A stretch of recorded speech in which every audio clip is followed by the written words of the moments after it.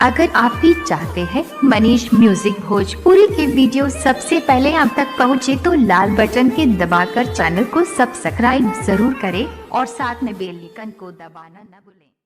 Presented by Manish music Bhojpuri Gaya. Singing by Jitendra Toofani Yadav.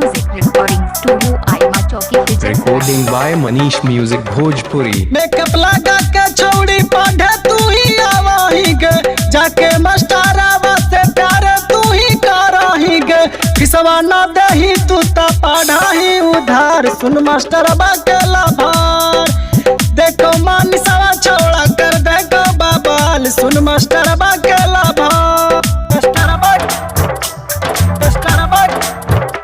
मास्टरवा के लाभार।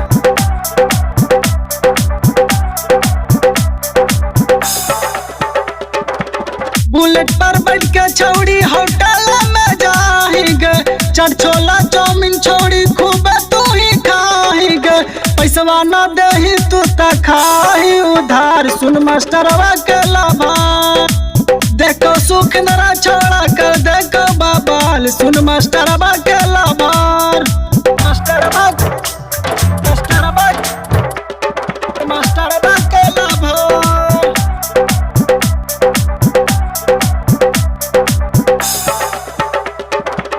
काहे लुटावा ही तू भातारू के धान गे, रोजो जितेंद्र के रखा ही तू मान गे, घूम घूमी सागर तू लूटा ही बहार। सुन मास्टरवा के लाभार, देखो नीरजवा छोड़ा कर देखो बाबाल। सुन मास्टरवा के लाभार, मास्टरवा के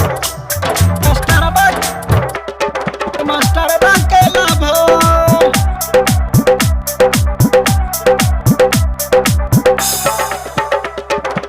मेकअप लगा के छौड़ी पढ़े तू ही आवाही गे, जाके मास्टरवा से लाभा तू ही करही गे, फिसवा न देही तू त पढ़ाही उधार। सुन मास्टरवा के लाभार, देखो मानिसवा छोड़ा कर देखो बाबाल। सुन मास्टरवा के लाभार। Recording by Manish music Bhojpuri.